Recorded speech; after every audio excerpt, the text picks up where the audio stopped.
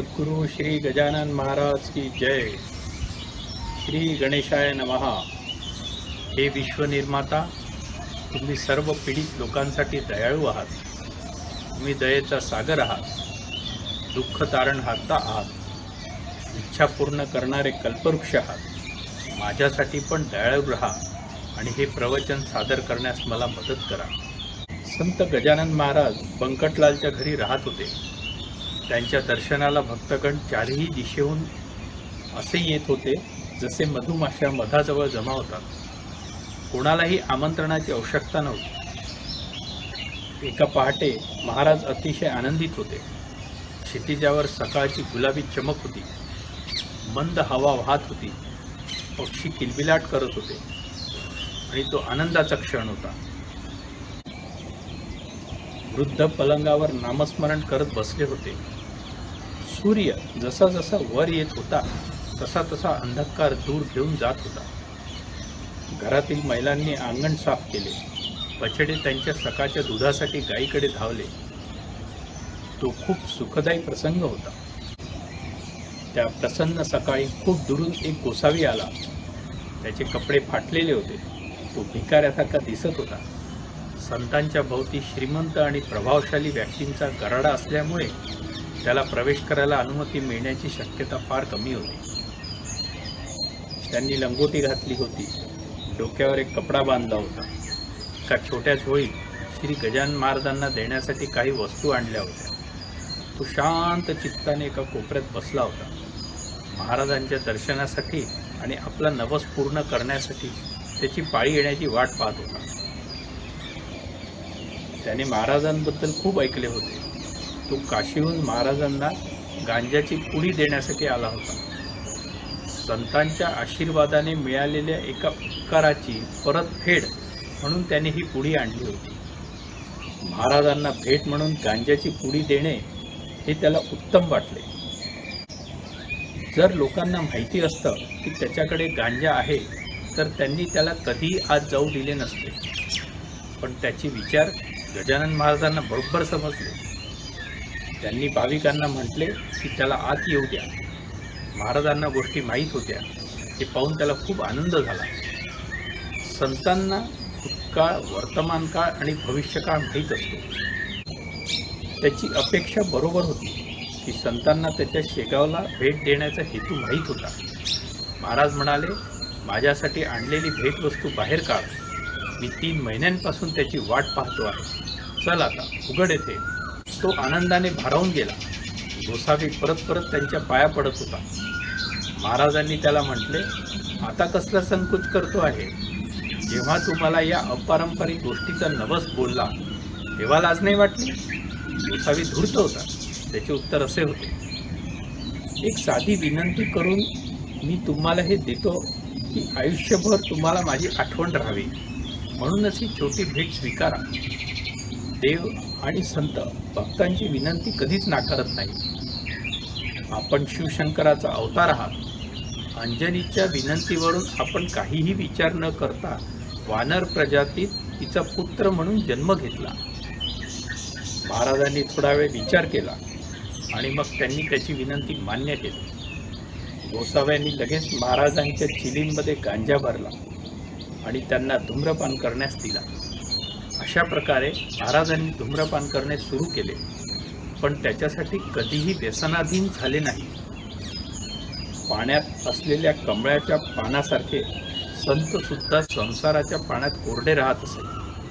गोसावी काही दिवस थांबून रामेश्वरच्या प्रवासाला निघून गेला. कधी महाराज वेदातील स्तोत्रांचे पठण करायचे, तर कधी कधी ते शांतच बसायचे. कधी शास्त्रीय संगीताचे राग म्हणत, तर कधी त्यांच्या आवडत्या शास्त्रीय मंत्रांचे नामस्मरण करत. त्यांचा आवडता जप गणगण गणात बोते होता. कधी ते त्यांच्या इच्छेनुसार जंगलात निरर्थक भटकायचे. कधी खूप वेळ झोपत असे. विनाकारण अस्ताव्यस्त दिसू लागले. ते कोणत्याही घरात मालकाच्या परवानगीशिवाय कधीही प्रवेश करायचे. जानराव देशमुख शेगाव शहरातील एक समृद्ध व्यक्ती होते. आयुष्याच्या शेवटच्या घटका मोजत होते. वैद्यांनी त्यांच्या मृत्यूशय्येजवळ सर्व नातेवाईकांना बोलवायला म्हटले. कारण त्यांची जगण्याची आशा खूप कमी होती. त्यांच्या नातेवाईकांनी देवाची प्रार्थना केली. जानराव परत आपल्या पायावर उभे राहायला हवेत म्हणून नवस केले, पण त्याचा काहीही उपयोग झाला नाही. त्यांचे नातेवाईक बंकटलालकडे गेले आणि विनंती केली की त्यांनी महाराजांच्या पायांचा स्पर्श झालेले पवित्र तीर्थ द्यावे. बंकटलालनी त्यांच्या वडिलांच्या परवानगीने आणि महाराजांच्या संमतीने त्यांना पेला भरून तीर्थ दिले. तीर्थाचा पहिला घोट घेतल्यावर जानराव परत शुद्धीवर येऊ लागले आणि नंतर पुढे आठवडाभर रोज ते पवित्र तीर्थ पीत राहिले. त्यांनी सर्व औषधे बंद करून टाकले. त्यांची तब्येत बरी झाली. ते सर्व व्याधीपासून मुक्त झाले. जानराव चालत चालत संत परमात्मांच्या पवित्र दर्शनासाठी भवानीरामांच्या घरी गेले. त्या पवित्र तीर्थाचा परिणाम स्वर्गीय अमृतासारखा झाला. संत म्हणजे देवाचेच अवतार आहेत. याचा अर्थ असा का की जोपर्यंत महाराज राहतील तोपर्यंत शेगाव शहरात कोणालाही मृत्यू येणार नाही. संत मृत्यूपासून बचाव करत नाहीत. ते निसर्गाविरुद्ध काम करत नाही. ते अनैसर्गिक किंवा अपघाती आपत्ती व मृत्यू ते टाळू शकतात. एकदा नेवाशा येथे संत ज्ञानेश्वरांनी श्री सच्चिदानंद यांच्या अपघाती मृत्यूला रोखले होते, परंतु श्री सच्चिदानंद यांना ठरलेल्या वेळी आळंदी नावाच्या दुसऱ्या जागेवरून मृत्यूला समोर जावेच लागले. मृत्यूबद्दल बोलायचे झाले तर त्याचे 3 प्रकार आहेत: नैसर्गिक, आत्मघाती आणि अपघाती. कुणालाही नैसर्गिक मृत्यू टाळता येत नाही. शुद्धीने, आत्मघाती आणि योग्य औषधोपचाराने अपघाती मृत्यू टाळता येऊ शकतात. वैद्य मात्र हुशार असणे आवश्यक आहे. अपघाती आणि अनैसर्गिक मृत्यू म्हणजे देवाचा क्रोध आहे. श्रद्धाळू व धार्मिक व्हा. अकाली आपत्ती टाळण्यासाठी संत आणि देवांची प्रार्थना करा. सर्व शक्तिमान देवावर तुमची श्रद्धेची तीव्रता ही 3ऱ्या श्रेणीतील मृत्यूपासून बचाव करण्याचे सार आहे. आपण ज्या संतांवर खूप प्रेम करतो आणि ज्यांचा आदर करतो तो ढोंगी नसावा. नुसते भगवे कपडे घालून कोणी ऋषी होत नसतं. तो धार्मिक असावा आणि वासना, क्रोध, लोभ, मोह, अहंकार आणि मत्सर या 6 पापांपासून मुक्त असावा. परमेश्वराशिवाय दुसऱ्या कोणालाही शरण जाऊ नये. देशमुख यांनी स्वतःचे पुनर्जीवन शेकडो लोकांना बंकटलालच्या निवासस्थानी जेथे महाराज राहत होते तेथे भोजन देऊन साजरे केले. देशमुख यांची आजारपणातून वाचल्याची बातमी सर्वत्र पोहोचली. महाराजांच्या दर्शनासाठी दूरदूरून भक्तगण जमा होऊ लागले. अशा घटना टाळण्यासाठी महाराज कठोर झाले आणि कडकपणाचा आव आणू लागले. तरीही खऱ्या भक्तांना त्यांचा स्वभाव माहीत होता आणि म्हणूनच त्यांना महाराजांची कधीच भीती वाटली नाही. जसे प्रल्हादाला नरसिंहाच्या भीषण अवताराची मुळीच भीती वाटली. वाघीण लोकांकरिता क्रूर दिसू शकते, पण तिच्या मांडीवर खेळणाऱ्या तिच्या शावकांना नव्हे.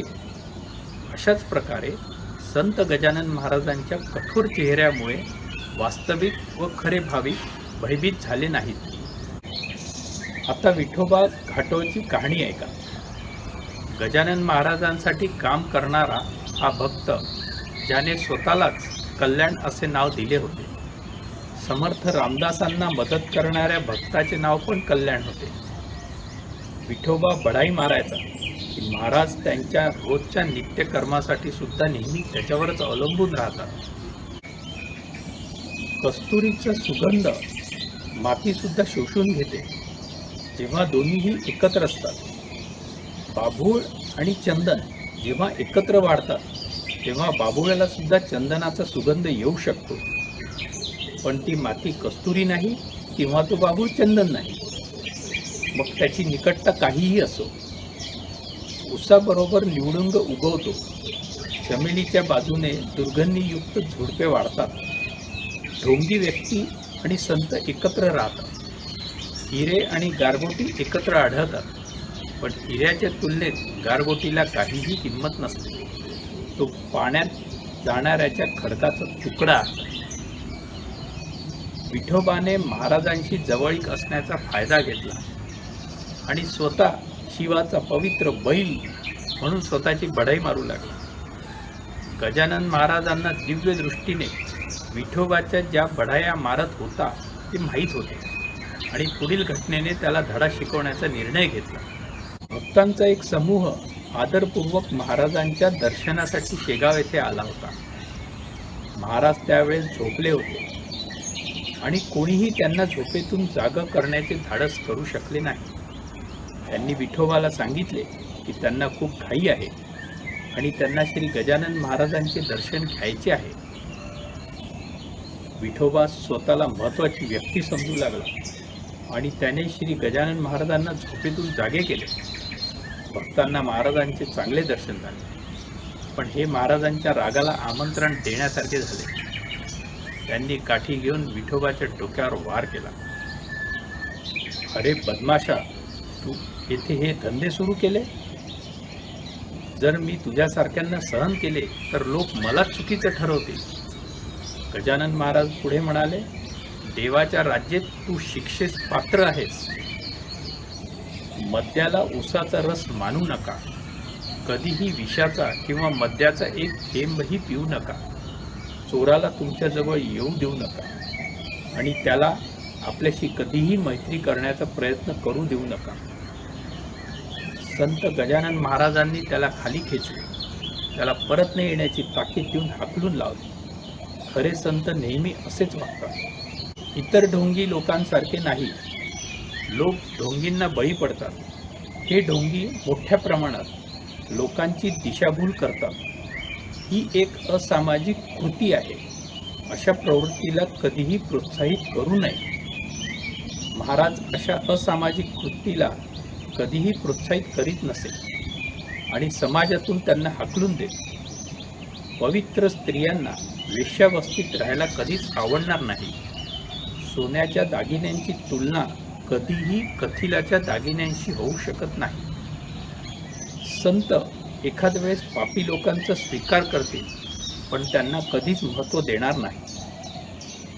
महाराजांना याची जाणीव झाली की प्रत्येकजण मागील जीवनात केलेल्या पापांपासून त्रस्त आहे. पृथ्वी माता निवडुंग आणि दूध मोगरा चमेलीच्या बरोबर वाढू देते. प्रत्येकजण हा भिन्न प्रकाराचा असतो. चमेलीच्या झाडांचं नेहमी रक्षण केलं जातं.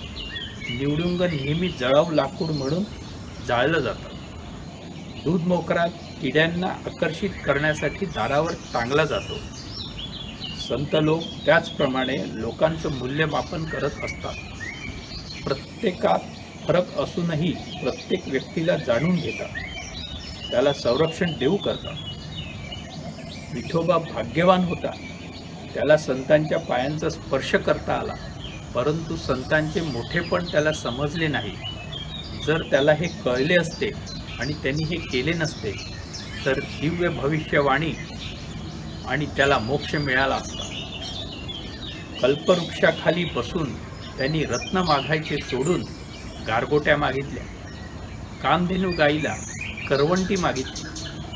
संतांच्या संगतीत हे असे कोणीही करू नये.